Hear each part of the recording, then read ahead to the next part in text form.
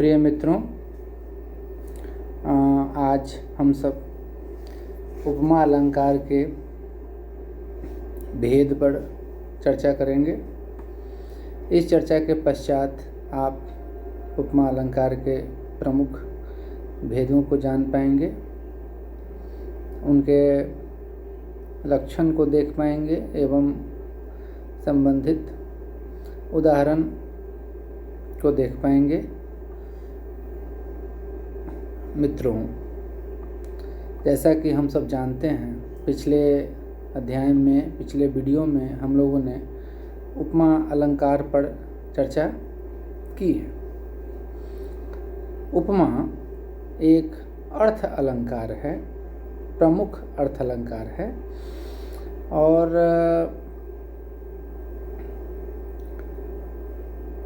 इस अलंकार में साधारण धर्म के कारण वाचक शब्दों के द्वारा दो व्यक्ति या वस्तु जो उपमेय एवं उपमान होते हैं उनमें तुलना की जाती है, समानता दिखाई जाती है और उसके माध्यम से काव्य में सौंदर्य उत्पन्न होता है, काव्य में चमत्कार उत्पन्न होता है, माफ़ करेंगे, काव्य चारुत्व उत्पन्न किया जाता है कवि के द्वारा। मित्रों, हम लोगों ने उपमा अलंकार के अध्ययन की सुविधा के लिए मुख्य रूप से 3 भेद किए हैं।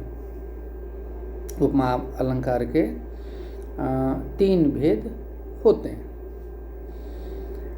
जो पहला भेद है वह है पूर्णोपमा, जो दूसरा भेद है वह है लुप्तोपमा एवं जो तीसरा भेद है वह है मालोपमा। मित्रों, अब हम सब एक एक करके संक्षेप में उपमा अलंकार के जो ये 3 भेद हैं उन पर चर्चा करेंगे। तो उपमा अलंकार का जो पहला भेद है मित्रों, वह है पूर्णोपमा। पूर्णोपमा अलंकार में उपमा अलंकार के जो चारों अंग हैं, उपमेय, उपमान, साधारण धर्म एवं वाचक शब्द, इन चारों की उपस्थिति होती है। मतलब उपमा अलंकार का वह भेद जिसमें उपमेय, उपमान, साधारण धर्म एवं वाचक शब्द उपस्थित हो, वह पूर्णोपमा कहलाता है। उपमा के चारों अंगों की उपस्थिति किसी काव्य रचना में जब होती है तब हम यह कह सकते हैं कि वहाँ पूर्णोपमा अलंकार है। अब मित्रों, हम लोग कुछ उदाहरण देखते हैं। हम लोगों ने उपमा अलंकार के दौरान पिछले वीडियो में भी 2 उदाहरण देखा है। पहला, मधुकर सरिस संत गुणग्राही। यहाँ जो संत है वह उपमेय है, मधुकर भ्रमर उपमान है, गुणग्राहकता साधारण धर्म है एवं सरिस वाचक शब्द है। तो इस उदाहरण में हम देखते हैं मित्रों कि मधुकर सरिस संत गुणग्राही में यहाँ उपमेय, उपमान, साधारण धर्म एवं वाचक शब्द चारों उपस्थित हैं, अतः यहाँ पूर्णोपमा अलंकार है। हम लोगों ने पिछले वीडियो में भी दूसरा उदाहरण देखा था। पुनः हम लोग देखते हैं उसको। पीपर पात सरिस मन डोला। मन उपमेय है, पीपर पात यानी पीपल का पत्ता जो है उपमान है, सरिस वाचक शब्द है एवं डोलना गतिशील होना, चंचल होना, यह जो है वह साधारण धर्म है। और यहाँ जो है उपमेय, उपमान, साधारण धर्म एवं वाचक शब्द उपमा के चारों अंगों की उपस्थिति है, अतः हम कह सकते हैं कि यहाँ इस उदाहरण में पूर्णोपमा अलंकार है। मित्रों, जो उपमा अलंकार का जो दूसरा भेद है वह है लुप्तोपमा। इस अलंकार में, उपमा अलंकार के इस भेद लुप्तोपमा में, उपमा अलंकार के जो 4 अंग होते हैं, उपमेय, उपमान, साधारण धर्म एवं वाचक शब्द, इन चारों अंगों में से किसी एक या एकाधिक की अनुपस्थिति होती है, वे लुप्त होते हैं। किसी में उपमान लुप्त हो सकता है, कहीं स्वयं उपमेय लुप्त हो सकता है, कहीं वाचक शब्द लुप्त हो सकते हैं, तो कहीं साधारण धर्म भी लुप्त हो सकता है। और कहीं कहीं किसी किसी काव्य रचना में एकाधिक अंग भी लुप्त होते हैं, अनुपस्थित होते हैं। इस प्रकार हम कह सकते हैं मित्रों कि उपमा अलंकार का वह भेद जिसमें उसके 4 अंग उपमेय, उपमान, साधारण धर्म एवं वाचक शब्द में से एक या एकाधिक अंगों की अनुपस्थिति होती है, वे लुप्त होते हैं, वहाँ लुप्तोपमा अलंकार माना जाता है, होता है। उपमा अलंकार का वह भेद जहाँ उपमा अलंकार के 4 अंगों में से एक या एकाधिक अंग अनुपस्थित हों, लुप्त हों, वह लुप्तोपमा अलंकार कहलाता है। मित्रों, अब हम लोग एक उदाहरण देखें लुप्तोपमा का। पड़ी थी बिजली सी विकराल, पड़ी थी बिजली सी विकराल। अब देखिए यहाँ पर बिजली, बिजली उपमान है, सी, बिजली सी, सी जो है वह वाचक शब्द है, और विकराल भयानकता, यह जो है साधारण धर्म है। लेकिन यहाँ बिजली सी विकराल किसको कहा जा रहा है? उपमेय कौन है? उपमेय क्या है? इस उदाहरण में परी थी बिजली सी विकराल, यहाँ पर जो है वह उपमेय अनुपस्थित है, लुप्त है। अतः हम यहाँ देखते हैं कि लुप्तोपमा अलंकार उपस्थित है। लुप्तोपमा अलंकार का यह एक उदाहरण है। मित्रों, उपमा अलंकार का जो तीसरा भेद है वह है मालोपमा। माला जोड़ उपमा, मालोपमा। माला में हम देखते हैं कि कई मोती, एकाधिक मोती गुथे होते हैं, एकाधिक मनके गुथे हुए होते हैं और उससे माला बनती है। तो मालोपमा में उपमेय एक ही होता है।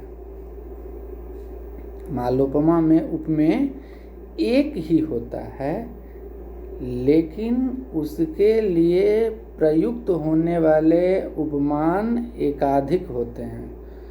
मतलब उपमानों की समानता दिखलाने के लिए, सादृश्यता दिखलाने के लिए, तुलना करने के लिए, समानता भाव बताने के लिए, जताने के लिए, दर्शाने के लिए जो है उपमानों की झड़ी लगा दी जाती है, उपमानों की माला सी बना दी जाती है मालोपमा अलंकार में।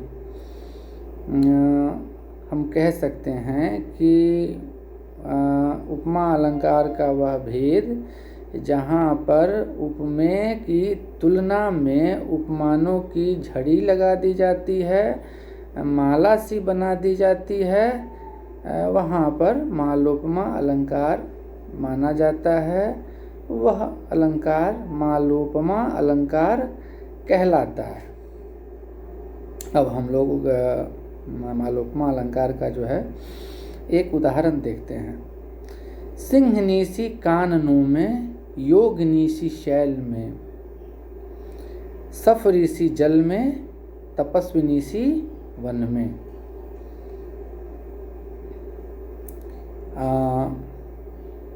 उपमेय के बारे में कहा जा रहा है कि वह जो वन में है वह सिंहनी की तरह है। मतलब उपमेय की जो उपमेय एक स्त्री पात्रा है और उसके बारे में कहा जा रहा है कि वह वन में सिंहनी की तरह जो है वह विचरण करने वाली है, निडर है, वीरता है उसमें, कूट कूट करके भरा हुआ, और योगनिशी शैल में और पर्वतों के बीच में वह योगिनी की तरह, तपस्विनी की तरह सुशोभित होने वाली है। सफरीसी जल में पानी में वह मछली की तरह गतिशील रहने वाली, विचरण करने वाली है, चंचल रहने वाली है। और तपस्विनी सी वन में, और वन में जो है वह त्याग, तपस्या, संयम की प्रतिमूर्ति सी है। ये जो उपमानों की झड़ी लगी है वह यशोधरा उपमेय के चरित्र पर, उसके व्यक्तित्व पर, उसके व्यक्तित्व के जो उज्ज्वल पक्ष हैं, जो उदात्त तत्व हैं, जो उसके व्यक्तित्व की जो खूबी है, विशेषता है, उस पर प्रकाश डालता है कि वह वीर है, वह योगिनी है और सफरी सी यानी मछली सी चंचलता, चपलता, तत्परता उसमें है, और वह तपस्विनी है, संयमी है, पतिव्रता है। तो यशोधरा के व्यक्तित्व पर जो है इन उपमानों के माध्यम से प्रकाश डाला है कवि ने। और यहाँ हम देखते हैं कि मालोपमा अलंकार की जो है वह बड़ी अच्छी उपस्थिति हो गई है। मालोपमा अलंकार का यह बहुत ही अच्छा उदाहरण बन पड़ा है। तो मित्रों, एक बार पुनः हम दृष्टिपात कर लें। उपमा अलंकार के मुख्य रूप से 3 भेद होते हैं: पूर्णोपमा, लुप्तोपमा एवं मालोपमा। पूर्णोपमा में उपमा अलंकार के जो चारों अंग हैं, उपमेय, उपमान, साधारण धर्म एवं वाचक, उनकी उपस्थिति होती है। लुप्तोपमा में उपमा अलंकार के जो 4 अंग हैं, उपमेय, उपमान, साधारण धर्म एवं वाचक शब्द, उनमें से एक या एकाधिक की अनुपस्थिति होती है, वे लुप्त होते हैं लुप्तोपमा में। एवं मालोपमा में उपमेय एक ही होता है, किंतु उपमान एकाधिक प्रयुक्त होते हैं उसके सादृश्य, उसकी समानता, उसके गुण पर प्रकाश डालने के लिए। बहुत बहुत धन्यवाद आप सबका।